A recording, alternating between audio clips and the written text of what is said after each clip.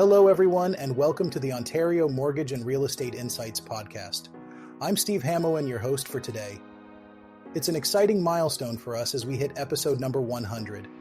Whether you're a seasoned real estate professional or just diving into the world of home buying, we're thrilled to have you with us. In today's episode, we'll be discussing some significant changes in the mortgage landscape that are set to make home ownership more accessible to Canadians. The Deputy Prime Minister and Minister of Finance, Honourable Chrystia Freeland, recently announced two pivotal reforms to Canadian mortgage rules aimed at tackling housing affordability. These changes are particularly geared towards helping younger generations overcome the barriers to home ownership. Set to take effect on December 15, 2024, these reforms are designed to complement the revised Canadian Mortgage Charter from Budget 2024.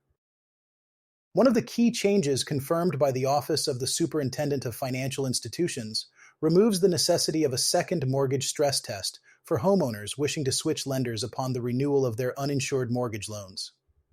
This means homeowners can switch to a new lender while maintaining their current loan amount and amortization schedule, offering protection from interest rate hikes and reducing the risk of payment defaults. In addition, the recent amendment that extends mortgage amortization periods by an additional 5 years, which took effect on August 1, 2024, has expanded eligibility from just first-time buyers to all buyers of newly built homes. This move is part of the government's strategy to support the construction of 3.87 million new homes by 2031, thereby incentivizing the purchase of new builds. Another significant change targets overall housing affordability by increasing the mortgage cap needed for insurance on high-ratio mortgages. Previously, a 20% down payment was required on homes priced at $1 million or more. Now this threshold has been raised to $1.5 million.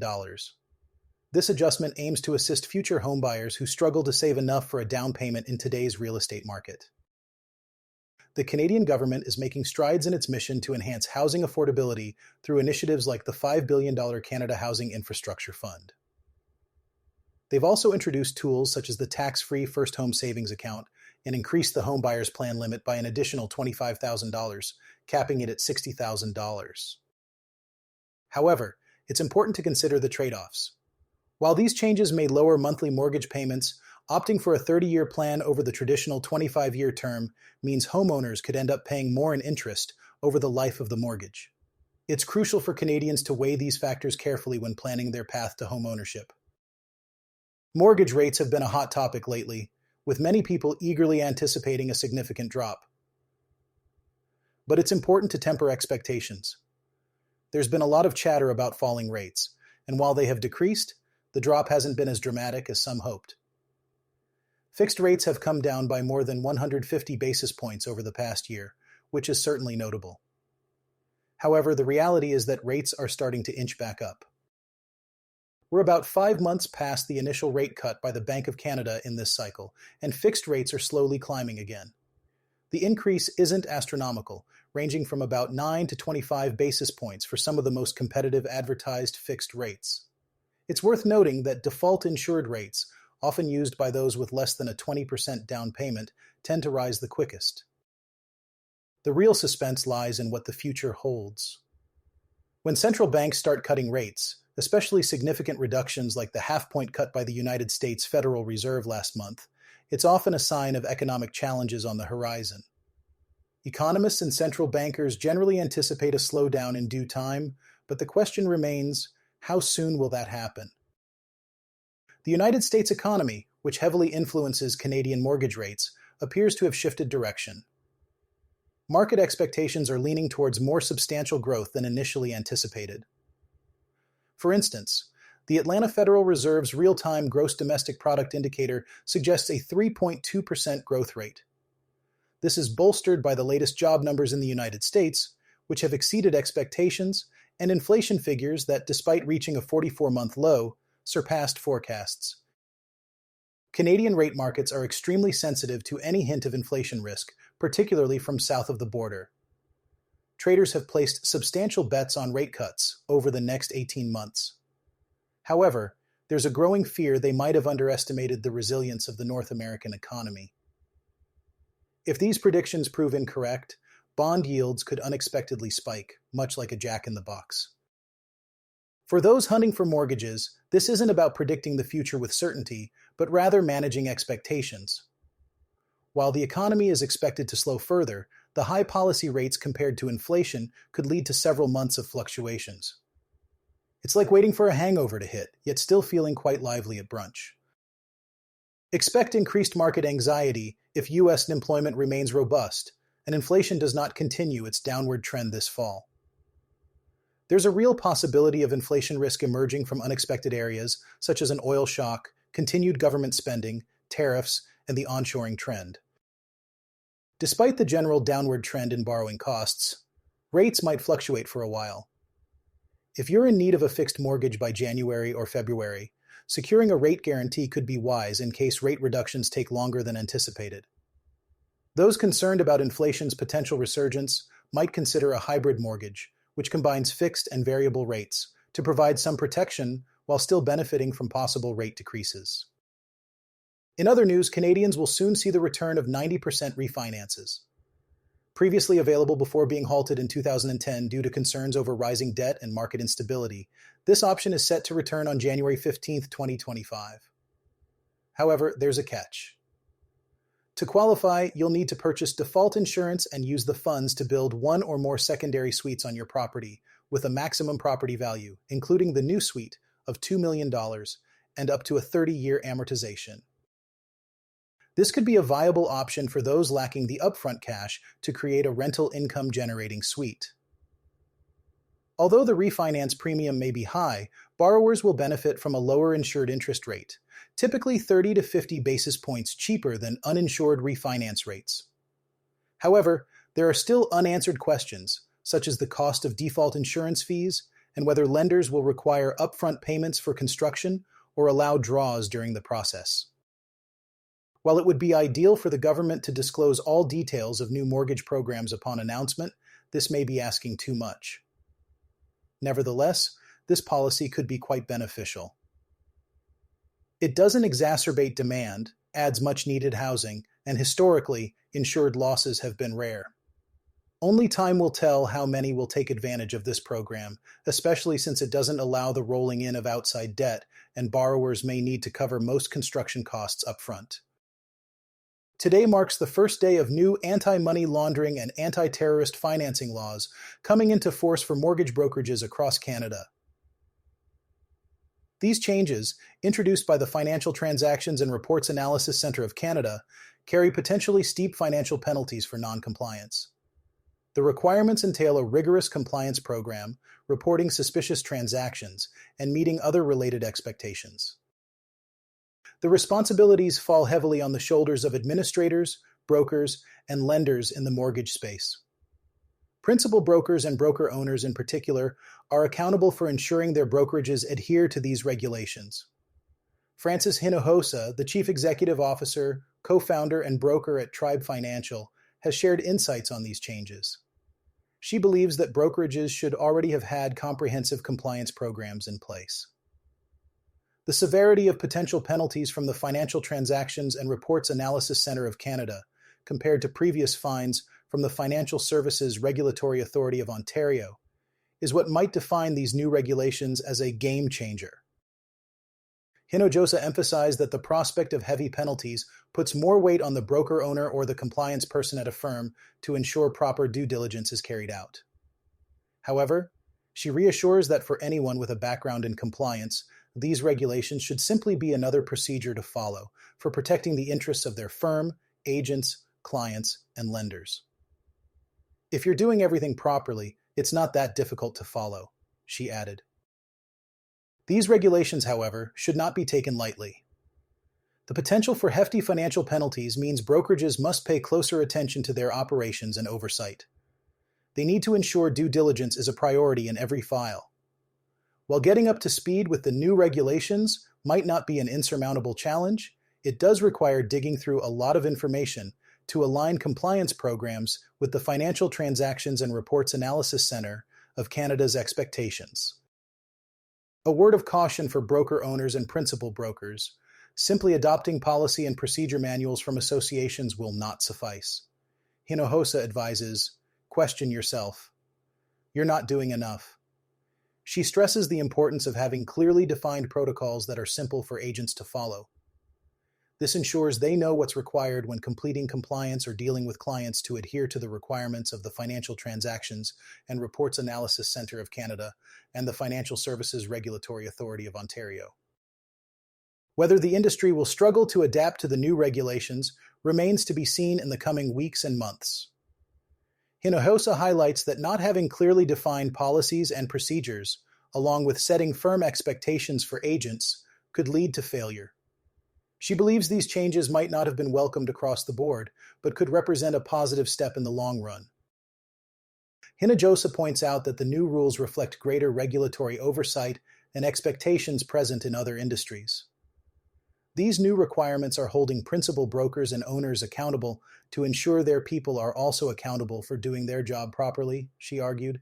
Accountability is crucial for addressing issues within the mortgage industry, such as money laundering and fraud. We have to make sure that we're all doing our job properly, she stated. The mortgage and real estate industries have faced legal challenges in recent years, from mortgage scams to laundering money through property purchases.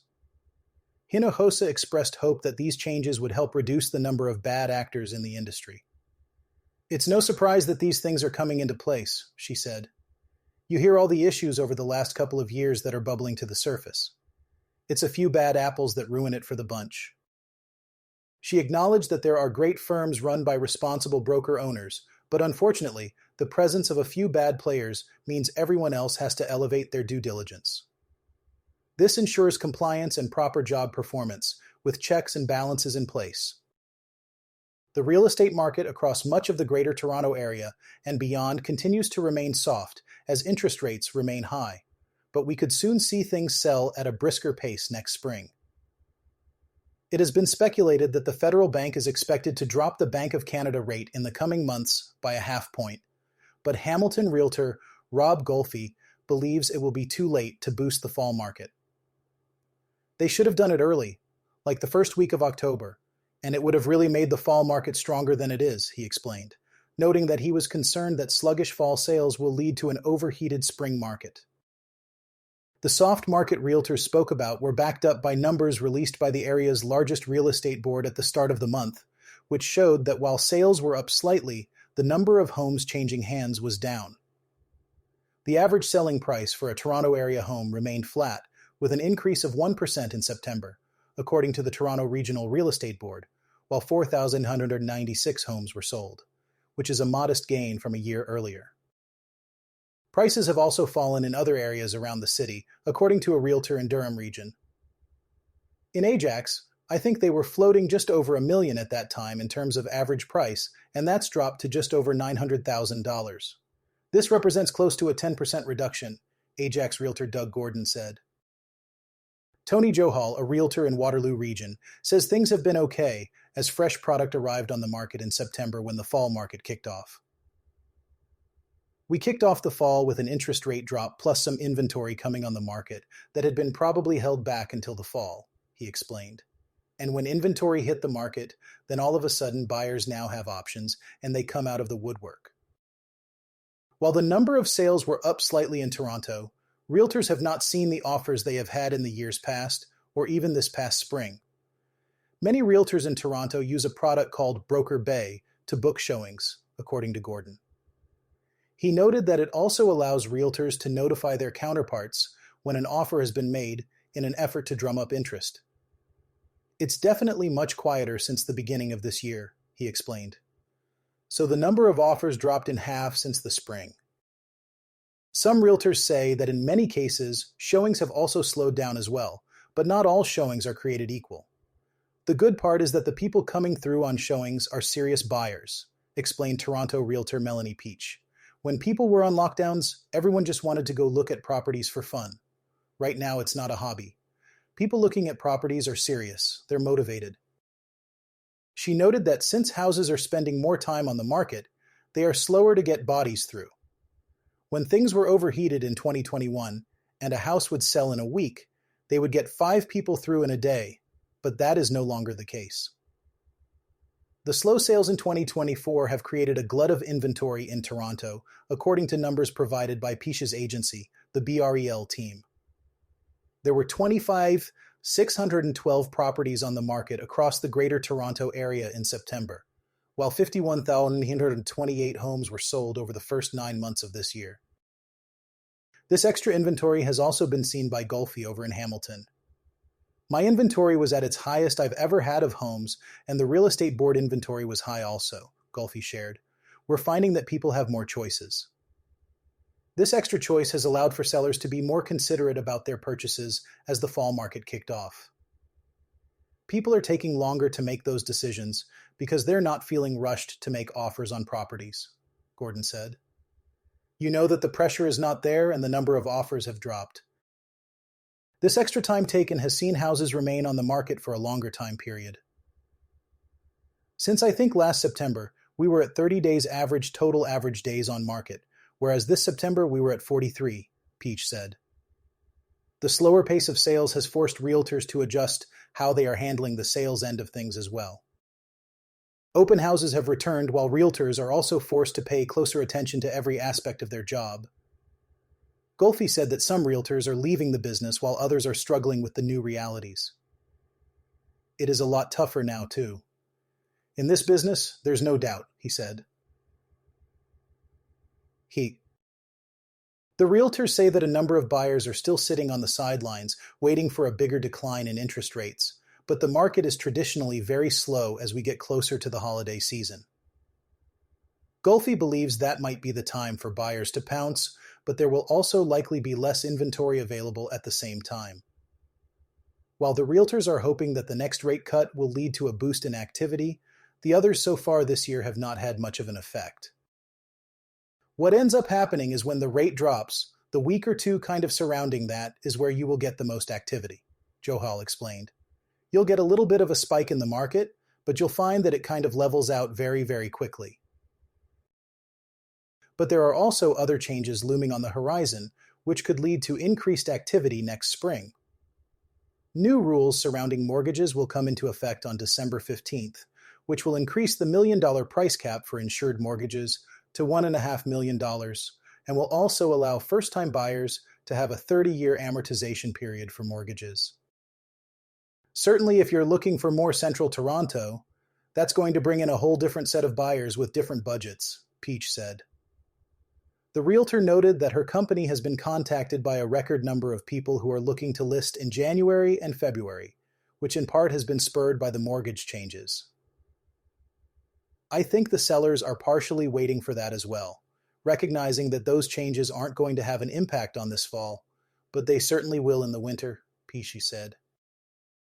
The realtors all seem to realize that there are buyers sitting on the sidelines waiting to enter into the market, but it is just a matter of when. I do think the spring market in 2025 is going to be very good, Gulfi said. It's going to be very good for sellers. Gordon, who has been in the industry for 20 years, believes that when the market does get hot, it will be like flipping a light switch. The last number of times that we've seen the market warm up, it's so fast, he offered. I mean, it goes from being really quiet to where you're calling people almost begging them to come through your listings and have a look. Just trying to get that foot traffic in to there's a lineup at the door for an open house and multiple offers coming back in a hurry. It seems the market shifts in a very quick time frame. Well, folks, that brings us to another fascinating development in the real estate sector. A new report by Altus Group has just been released, providing some intriguing insights into the commercial real estate landscape across Canada for the third quarter of 2024. This survey shines a light on various aspects of commercial real estate activity and sentiment, touching on community concerns, property performance, transaction intentions, and expectations for market conditions. One of the most notable findings from the survey is the heightened community-related concerns. Zoning reform, provincial and local regulations, and employment growth have emerged as top priorities for stakeholders. Interestingly, zoning reform has seen a 10 percentage point increase in concern from the previous quarter. In contrast, worries about weather risk and insurance costs have seen a decline, dropping by 7 and 6 percentage points, respectively. Despite a perceived slip in performance, industrial and multifamily properties continue to be popular among investors. However, industrial properties experienced a significant drop in interest from 73% to 58%, and multifamily properties saw a 10 percentage point decline. On the other hand, expectations for student housing have surged, with a 10-point increase in positive sentiment, as fewer respondents now view it as a worst performer. The survey also highlighted a rise in transaction activity, with 75% of respondents indicating plans to buy or sell in the next 6 months. This marks a 10 percentage point increase from the second quarter. Notably, net buying intentions have risen to 26%, largely driven by smaller firms, while larger firms are planning both buying and selling activities. When it comes to property valuations, most survey respondents believe that land development and single-family residential properties are overpriced, whereas retail properties are considered fairly priced. Expectations for key metrics such as cap rates and property cash flow have remained stable, although there's been a decline in confidence regarding the market's future. While transaction activity is expected to increase, the commercial real estate sector continues to face challenges. Concerns about capital availability and credit distress pose ongoing hurdles for stakeholders in the Canadian market. It's clear that while there are opportunities, there are also significant challenges that need to be navigated. As we wrap up today's episode, it's evident that the real estate market, whether residential or commercial, is in a state of flux. With new regulations and shifting market dynamics, staying informed is more important than ever. Thank you for joining me on this milestone episode of the Ontario Mortgage and Real Estate Insights podcast. I'm Steve Hamoan, and I look forward to bringing you more insights and updates in the episodes to come. Until next time, take care and stay informed.